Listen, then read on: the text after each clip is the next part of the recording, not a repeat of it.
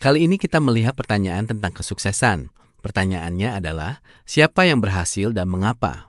Apakah kesuksesan cuma soal pola pikir, disiplin, dan kontrol diri? Atau sejak awal memang bermain di permainan yang berbeda? Hari ini kita akan bongkar mitos terbesar tentang kesuksesan. Bagian 1. 3 teori sukses. Yang pertama adalah kontrol diri atau self-control. Seorang psikolog Kolombia bernama Walter Mitchell merancang sebuah eksperimen yang sangat terkenal, disebut tes marshmallow. Bayangkan ada 2 anak kecil. Setiap anak diberi marshmallow dan dijanjikan akan diberi 2 kalau dia bisa menunggu. Anak pertama mampu menahan diri dan berhasil, dan anak kedua, dia langsung makan marshmallow itu. 30 tahun kemudian, anak pertama sukses dan anak kedua hidupnya penuh masalah. Kesimpulannya adalah kesuksesan dikaitkan dengan kemampuan menunda kepuasan atau delay gratification, yang intinya ada pada kontrol diri dan perencanaan jangka panjang. Anak yang mampu menahan diri atau tidak langsung makan marshmallow cenderung memiliki nilai akademik lebih tinggi, karier lebih stabil, hubungan lebih baik, hidup lebih sehat dan lebih lama. Yang kedua adalah growth mindset. Teori lain tentang kesuksesan datang kepada kita dari psikolog bernama Carol Dweck, dan di Stanford dia menulis buku yang berjudul Mindset. Idenya adalah ketahanan atau resilience. Orang-orang dari pola pikir bertumbuh atau growth mindset, jika mereka jatuh atau gagal, itu adalah kesempatan untuk belajar, berpikir tentang kesalahan apa yang dilakukan, dan lain kali akan melakukan dengan lebih baik. Sedangkan pola pikir tetap atau fixed mindset adalah orang-orang yang tidak dapat menerima gagasan kegagalan. Mereka berpikir bahwa mereka tidak mampu, oleh karena itu mereka menyerah. Dan ketiga adalah latihan yang disengaja atau deliberate practice. K. Anders Ericsson merupakan seorang psikolog asal Swedia. Dia menciptakan gagasan tentang praktik yang disengaja, dan dia menemukan bahwa orang-orang yang berhasil adalah yang berlatih secara strategis. Jadi bukan cuma kerja keras, tapi latihan yang terstruktur, dievaluasi, dan diperbaiki. Untuk mencapai keberhasilan itu, diperlukan refleksi diri atau penilaian diri terus-menerus, berpikir dan mencari tahu bagaimana meningkatkan strategi belajar. Kemudian ada satu efek yang berkaitan dengan refleksi diri, yaitu efek Dunning-Kruger. Istilah ini diperkenalkan oleh 2 psikolog asal Amerika, David Dunning dan Justin Kruger. Ini adalah bias kognitif di mana orang dengan kemampuan atau pengetahuan yang rendah merasa dirinya sangat kompeten, sementara orang yang benar-benar ahli justru sering merasa kurang percaya diri. Hal ini tercermin pada penelitian Dunning dan Kruger yang menunjukkan bahwa banyak siswa tidak dapat menilai kemampuan IQ mereka dengan akurat. Dan itulah alasan mengapa orang-orang yang bodoh tidak memiliki kapasitas untuk mengetahui bahwa dirinya bodoh. Dunning-Kruger Effect membantu menjelaskan mengapa banyak orang gagal dalam menilai diri mereka sendiri dengan tepat. Sampai di sini semuanya terdengar masuk akal, tapi ada satu masalah besar. Bagian 2, korelasi bukan sebab. Orang kaya bangun jam 4 pagi, tapi kalau orang miskin bangun jam 4 pagi, belum tentu kaya. Kenapa? Jadi begini, jika Anda sukses, Anda akan bangun pagi-pagi karena Anda lebih termotivasi. Itulah kenapa Anda memiliki growth mindset, resilience, and deliberate practice.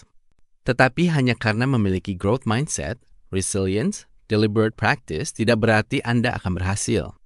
Sudut pandang kita melihat orang sukses adalah selalu bangun pagi, disiplin, growth mindset, dan rajin refleksi diri. Dan kita bilang itu penyebab mereka sukses. Tapi bagaimana kalau itu bukan penyebabnya? Bagaimana kalau mereka bisa disiplin karena hidup mereka stabil?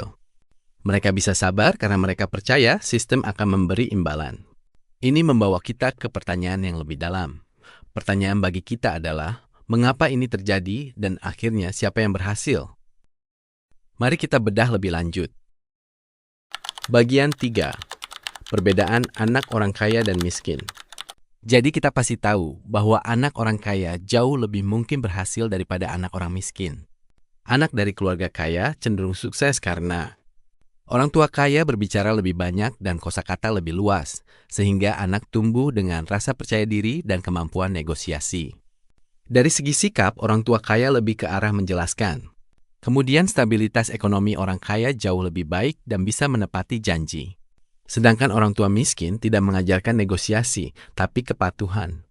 Orang tua miskin juga lebih otoriter dalam bersikap. Dan dari segi ekonomi, orang miskin hidup dalam ketidakpastian. Dan disinilah twistnya. Tes marshmallow bukan soal disiplin, itu sebenarnya adalah tes kepercayaan. Jika anak percaya orang dewasa akan kembali dan menepati janji, maka ia akan menunggu. Tapi jika hidupnya penuh ketidakpastian, maka lebih rasional untuk makan sekarang. Jadi, anak miskin itu bukan kurang disiplin. Mereka rasional terhadap lingkungan yang tidak pasti. Bagian 4. Mobilitas sosial dan revolusi. Struktur sosial modern adalah game zero sum. Sukses bukan hanya bakat dan kerja keras. Sukses juga tergantung pada posisi kamu di struktur sosial. Mobilitas sosial atau naik kelas memang mungkin, tetapi memerlukan resiko besar. Misalnya, migrasi, perang, revolusi, menikah ke kelas lebih tinggi, dan keberuntungan strategis. Hal ini menunjukkan bahwa struktur sosial sering menahan orang pada posisi yang sama. Mobilitas sosial itu kunci stabilitas masyarakat. Selama semua orang merasa bisa naik kelas, maka sistemnya masih stabil. Tapi ketika semua posisi atas sudah dipenuhi dan sistem mulai diwariskan ke anak-anak elit, maka akan berdampak pada ketidakstabilan sistem dan memicu terjadinya revolusi. Revolusi sering dipicu oleh elit yang gagal naik dalam sistem versus elit yang sedang berkuasa. Dan dari sinilah kemudian game di-reset. Bagian 5. Apa pembelajarannya buat kita? Apakah berarti kerja keras tidak penting? Kerja keras itu penting, tapi kerja keras aja tidak cukup. Apakah berarti kita sudah tidak punya harapan? Harapan itu selalu ada, tapi kita harus realistis. Kerja keras, mindset, dan latihan itu semuanya penting, tapi ada faktor yang tidak kalah penting. Faktor itu adalah positioning. Masuk ke lingkungan yang tepat akan meningkatkan keberuntungan. Keberuntungan itu bukan kebetulan total. Keberuntungan adalah hasil dari memposisikan diri di tempat yang punya peluang.